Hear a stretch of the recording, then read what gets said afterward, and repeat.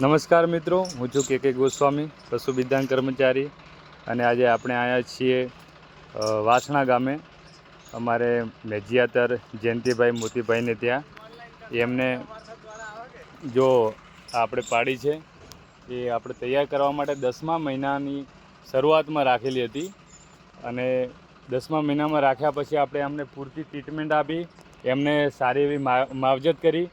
અને એ આજે આપણે એને ચેક કરી છે અને એ 2.5 મહિનાની ગાભણ છે અને પશુપાલક બહુ ખુશ છે. હવે આપણે એમના જોડેથી રાય લઈએ. જયંતિભાઈ શું કહેવા માગે છે? ભાઈ, હું જયંતિભાઈ મોતીભાઈ માજીરોણા, વાસણા જૂના ડીસા. આ પાડી મોટી છે, 4-5 વર્ષની છે, પણ થેરતી નથી. અમે કમલેશપુરી બાપજીને હાલી હતી. મેં બાપજી તમે તાર જે લેવું લ્યો, પણ મને આપણે ઠેરાવી છે. એટલે આજે તપાસ કરતા 2.5 મહિના ગાભણ છે. હું બહુ ખુશ છું.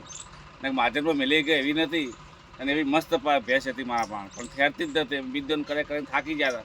પણ બાપજીએ ભાઈ મહેનત કરી અને અમે રંગ લાવ્યો. આજ મહેનતે રંગ લાવ્યો છે. તે ખાટી વાળી જાતે બચી ગઈ છે. વાત સાચી છે તમારી. આપણે બીજાને હાલત તો બીજું શું વાત સાચી છે. હા, પણ માધેનો મેળો પડતો આ તો ભાઈ માલિક ખૂબ ખૂબ આભાર માલિકનો, અને બાપજીનો ખૂબ ખૂબ આભાર. એમની મહેનત થઈ. ધન્યવાદ. એટલે એમનું પશુપાલકનું એવું કહેવું છે કે ઘણા લોકો કંટાળી જતા હોય છે પશુ, અને પૂરતી માવજત પણ અમુક લોકોની હોતી નથી, અને પૂરતી ટ્રીટમેન્ટ ને પૂરતી સલાહ પણ એમને પશુપાલકને ઘણા લોકો આપતા નથી હોતા. એટલે પોતે ગેરમાર્ગે દોરાઈ અને ખોટા રસ્તે આપી દેતા હોય છે.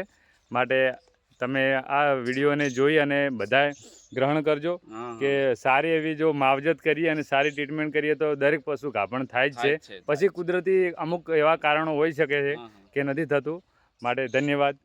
જય માતાજી. જય માતાજી.